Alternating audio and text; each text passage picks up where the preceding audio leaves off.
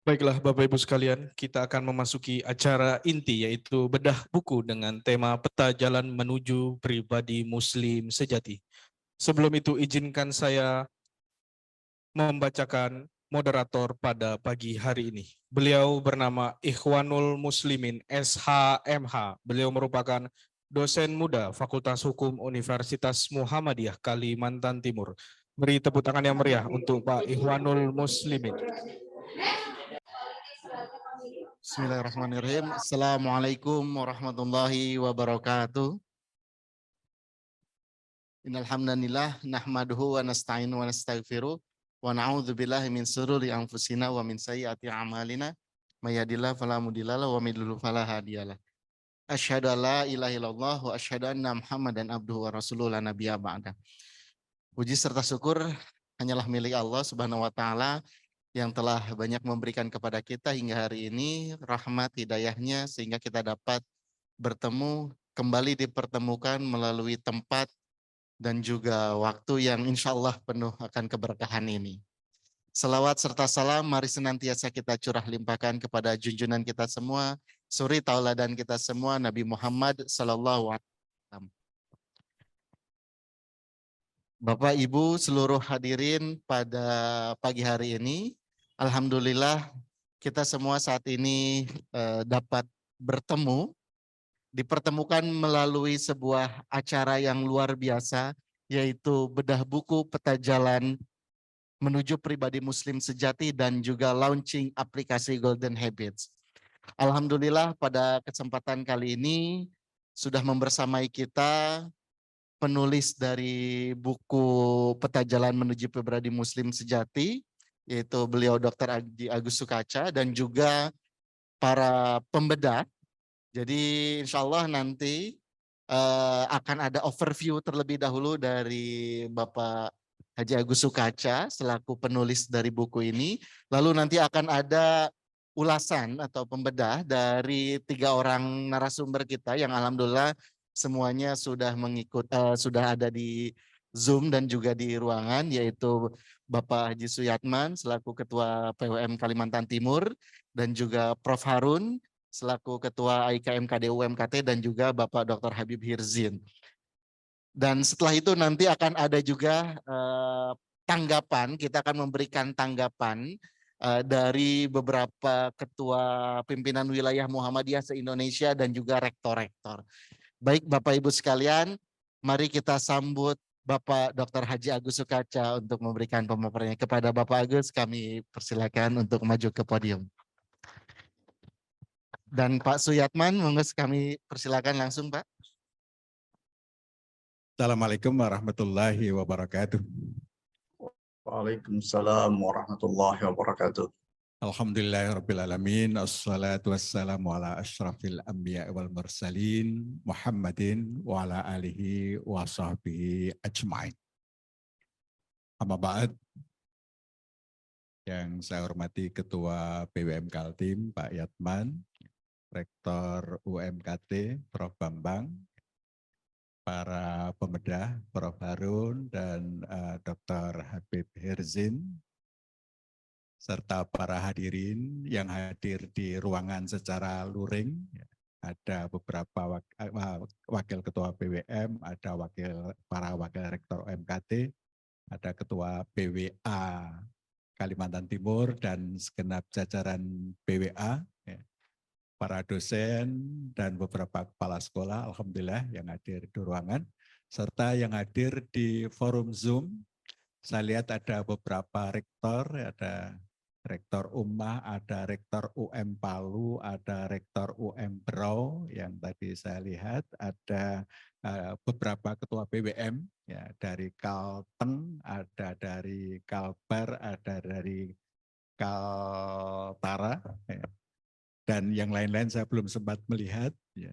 Tapi tadi dari Bengkulu juga ada. Baik, perkenankanlah dalam waktu yang singkat ini saya sedikit overview tentang buku Peta Jalan Menuju Pribadi Muslim Sejati. Ya.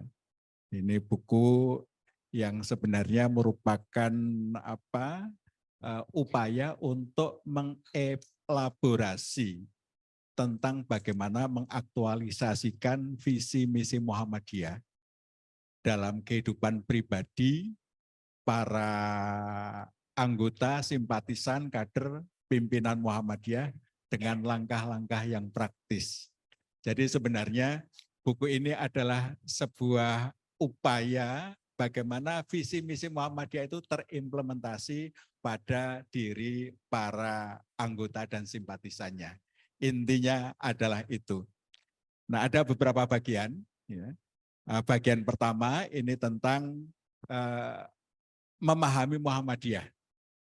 Di situ saya mencoba untuk mendeskripsikan Muhammadiyah dengan cara yang sederhana. Muhammadiyah adalah suatu persyarikatan pengikut Nabi Muhammad, merupakan gerakan Islam dakwah amar ma'ruf nahi mungkar dan tasdid bersumber pada Al-Quran dan As-Sunnah, berasal Islam untuk menegakkan dan menjunjung tinggi agama Islam sehingga terwujud masyarakat Islam yang sebenar-benarnya. Ini insya Allah mewakili pengertian Muhammadiyah yang kita ambil dari berbagai dokumen-dokumen resmi Muhammadiyah. Kemudian pada bagian ini saya juga sedikit menjelaskan tentang visi, misi, dan keyakinan Muhammadiyah. Ini pada bagian 1. Kemudian pada bagian kedua, ini adalah penyelarasan visi. Kita tahu visi Muhammadiyah adalah terwujudnya masyarakat Islam yang sebenar-benarnya, yang seharusnya diimplementasikan oleh para anggota.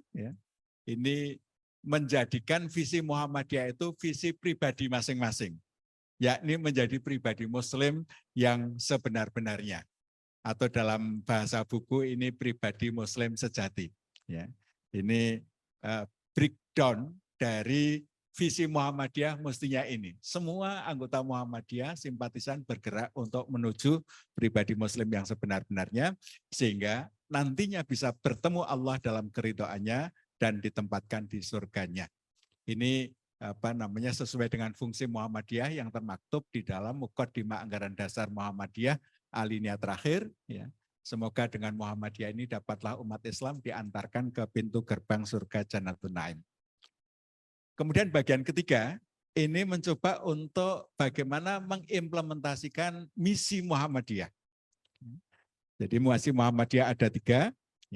Yang pertama menegakkan tauhid yang murni, yang kedua menyebarluaskan dan memajukan ajaran Islam yang bersumber pada Al-Quran dan As-Sunnah, dan yang ketiga mewujudkan Islam dalam kehidupan pribadi, keluarga, dan masyarakat. Nah, ini mesti diimplementasikan di dalam diri para anggota Muhammadiyah dan simpatisannya menjadi yang pertama menegakkan tauhid yang murni pada dirinya. Yang kedua belajar dan menyebarluaskan ajaran Islam yang bersumber kepada Al-Quran dan As-Sunnah dengan membangun karakter pembelajar dan karakter pejuang. Jadi misi yang kedua ini hasilnya pada diri anggota itu mesti berkarakter pembelajar dan pejuang. Dan yang ketiga, mewujudkan Islam dalam kehidupan pribadi, keluarga, dan masyarakat di wilayah kuasanya masing-masing dengan membangun karakter pengamal soleh.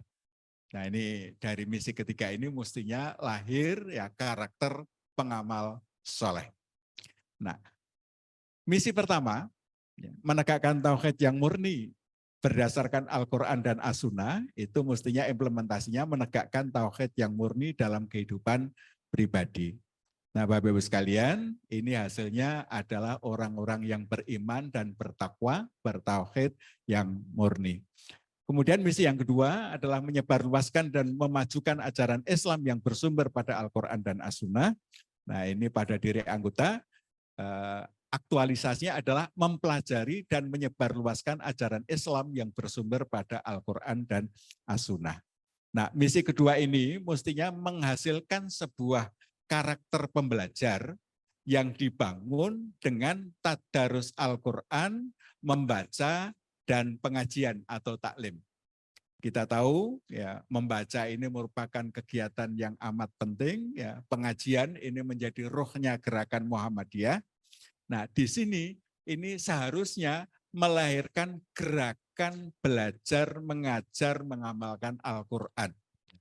Kita tahu Al-Quran merupakan dasar Muhammadiyah. Ya, Al-Quran dan As-Sunnah merupakan dasar Muhammadiyah, sehingga perlu ada upaya yang serius untuk bisa belajar, mengajar, dan mengamalkan Al-Quran. Alhamdulillah BWM Kaltim sudah ada gerakan MBBA, Mari Belajar Bahasa Arab Al-Quran. Ini sebuah gerakan untuk mengajak umat memahami Al-Quran, bahasa Al-Quran dengan baik, sehingga ini diharapkan nanti menjadi kompetensi dasar warga Muhammadiyah. Jadi memahami Al-Quran ini seharusnya menjadi kompetensi dasar di dalam bermuhammadiyah, sehingga di dalam bermuhammadiyah ini kita bisa sesuai dengan ajaran Islam yang ada di dalam Al-Quran itu.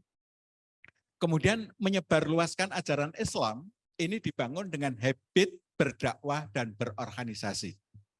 Ini akan memunculkan karakter pejuang. Jadi setiap anggota Muhammadiyah semestinya menjadi pejuang yang dilakukan dengan senantiasa melakukan gerakan dakwah yang dilakukan secara terorganisir. Misi yang ketiga, mewujudkan Islam dalam kehidupan pribadi, keluarga, dan masyarakat. Ini implementasinya adalah bagaimana anggota mewujudkan ajaran Islam dalam kehidupan pribadi, keluarga, dan masyarakat di wilayah kuasanya. Ya. Ini membangun habit, ya, antara lain ya ini sebagai indikator beramal soleh, sholatnya, puasanya, zakat, infak, sedekahnya, adabnya, pikirannya yang positif. Sehingga misi ketiga ini menghasilkan atau implementasinya dengan membangun karakter pengamal soleh. Inilah yang kita coba kita elaborasi dari visi dan misi Muhammadiyah. Selanjutnya, skema pembentukan karakter. Dasarnya adalah tauhid. Ini misi yang pertama.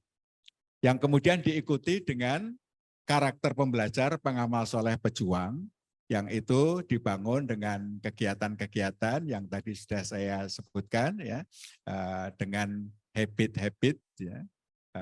Pembelajar itu dengan tadarus, membaca, pengajian, ya, pengamal sekolah dengan tertib sholat, tertib puasa, sunnah, zakat, infak, sedekah, adab, dan berpikir positif, serta pejuang ini tertib berdakwah, berorganisasi.